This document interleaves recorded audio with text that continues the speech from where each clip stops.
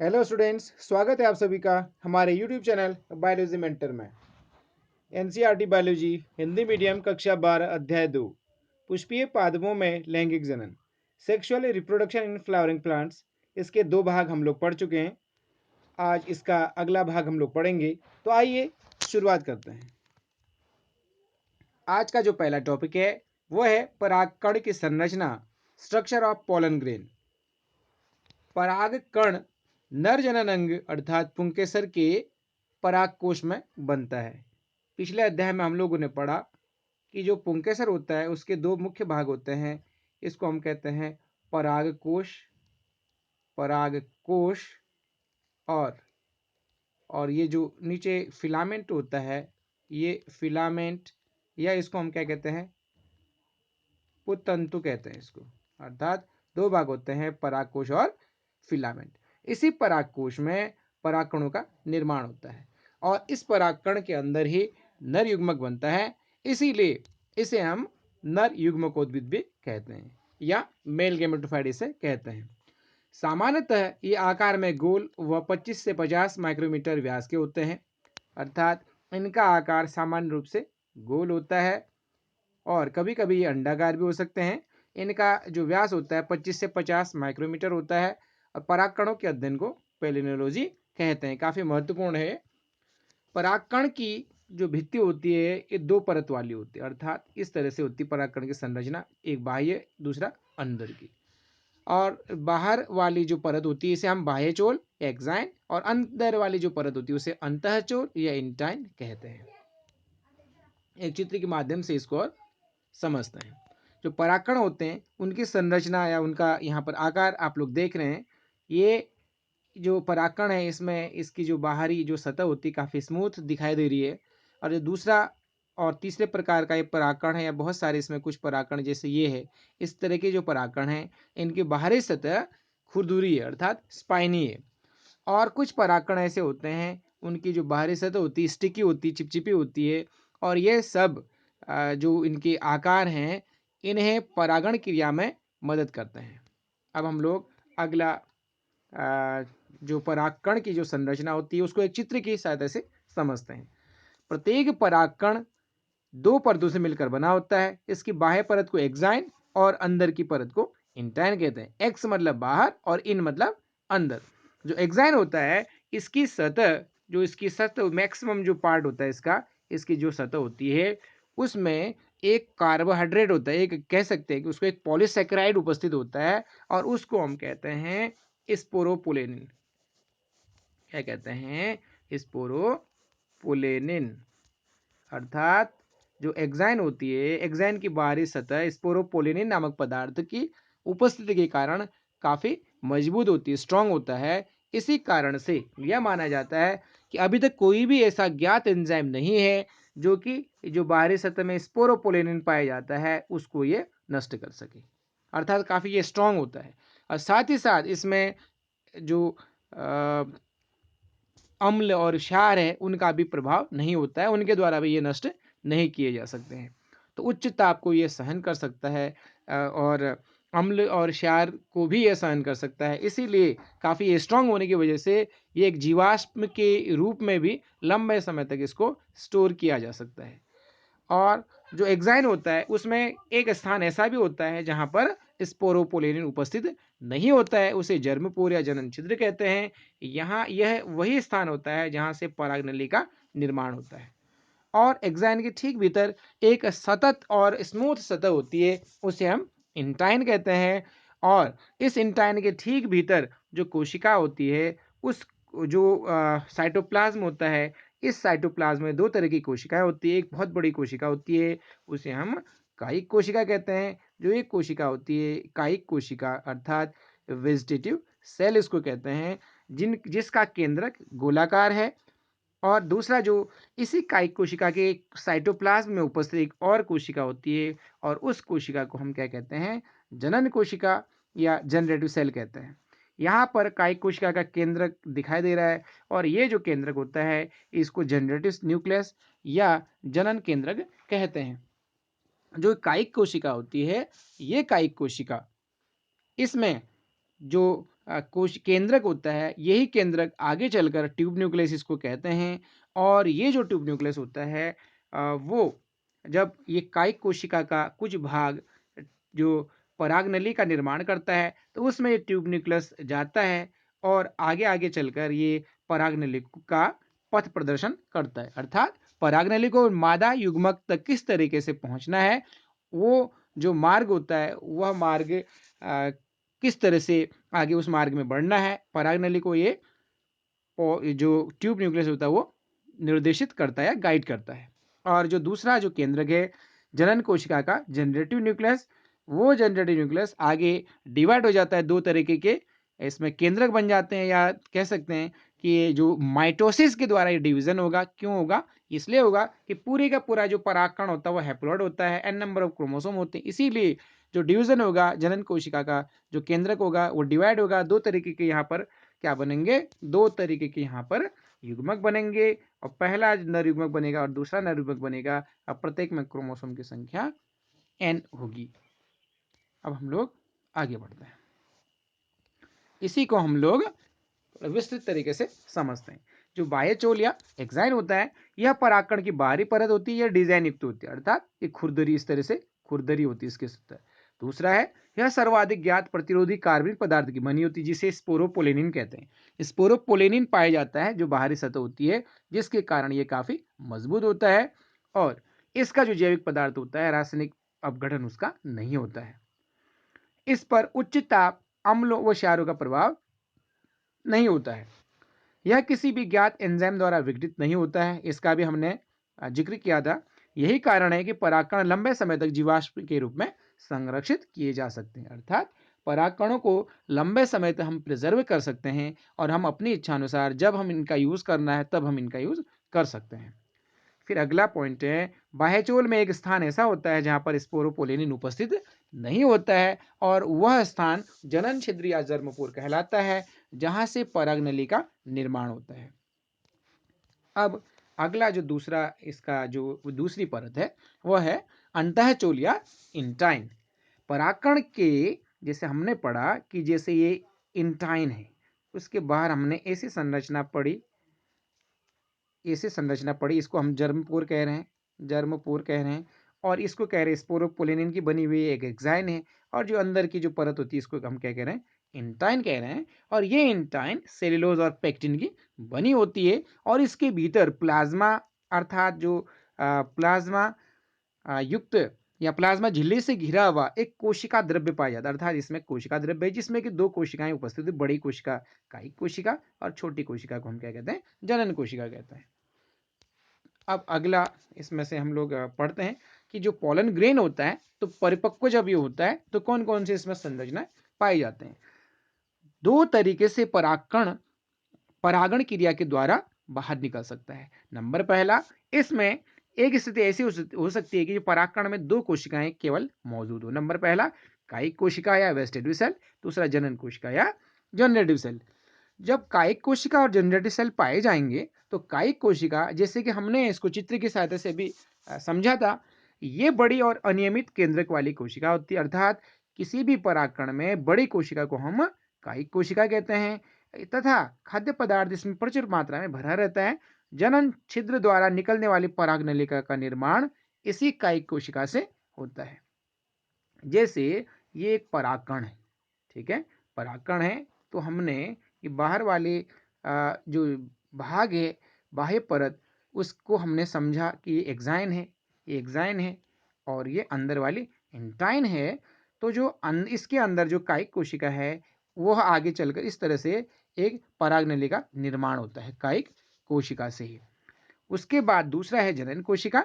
यह तर्करूपी जनन कोशिका इस तरह से स्पिंडल शेप्ड होता है, अर्थात ये जो रग्बी की बॉल की जैसी आकृति, या कह सकते हैं कि तर्करूपी होता है जनन कोशिका, तथा कायिक कोशिका के जीव द्रव्य में तैरती रहती है, अर्थात कायिक कोशिका आकार में बड़ी है, उसके जीव द्रव्य में, उसके साइटोप्लाज्म में जनन कोशिका तैरती रहती है, और ये अगुणित होती है, अर्थात क्योंकि हमने अभी देखा था कि परागकण अर्धसूत्री विभाजन के द्वारा ही बनता है।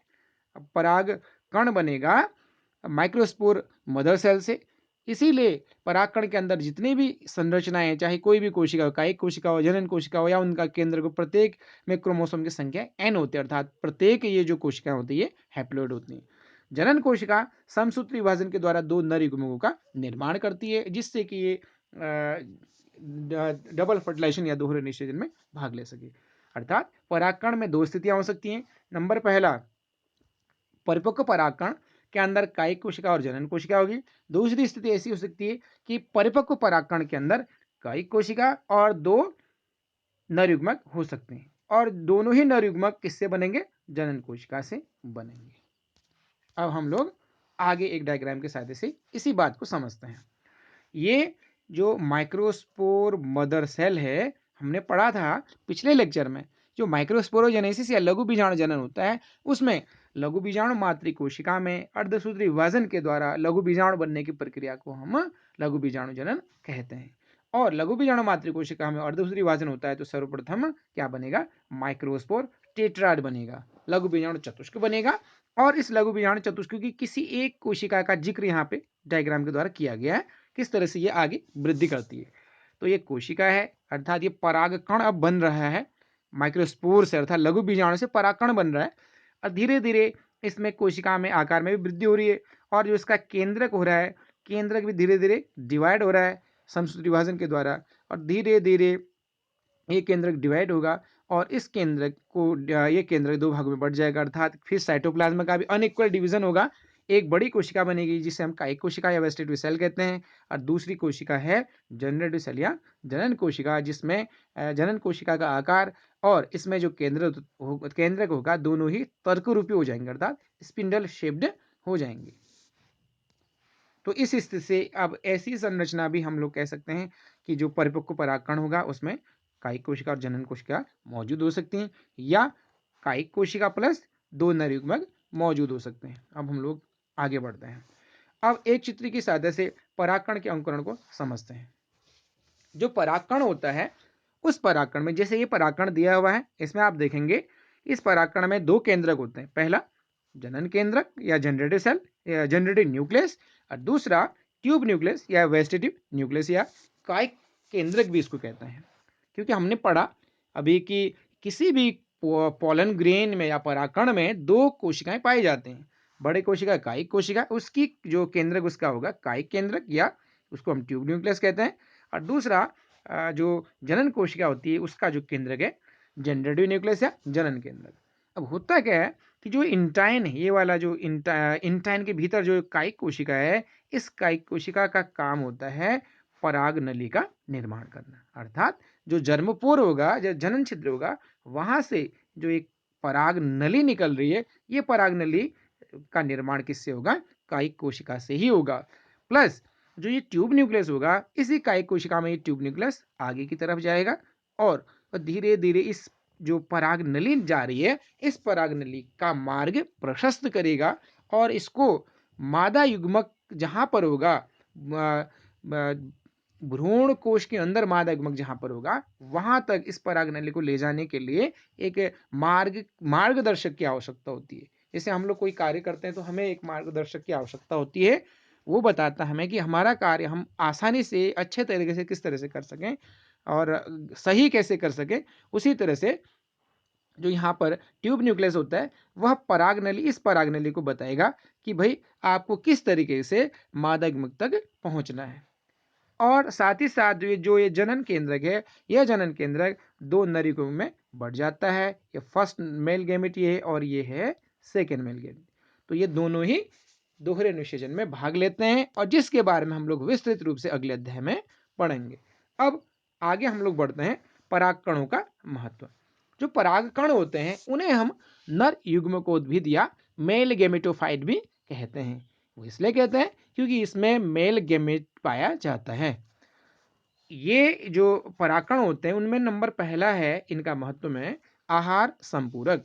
परागकण में एक तरह से देखा जाए काफी न्यूट्रिशियस है, का पोषक तत्व की मात्रा प्रचुर मात्रा में इनमें पाई जाती है, इसीलिए इन्हें टेबलेट और सिरप के रूप में धावकों और खिलाड़ियों के द्वारा अपनी कार्य क्षमता को बढ़ाने के लिए लिया जाता है।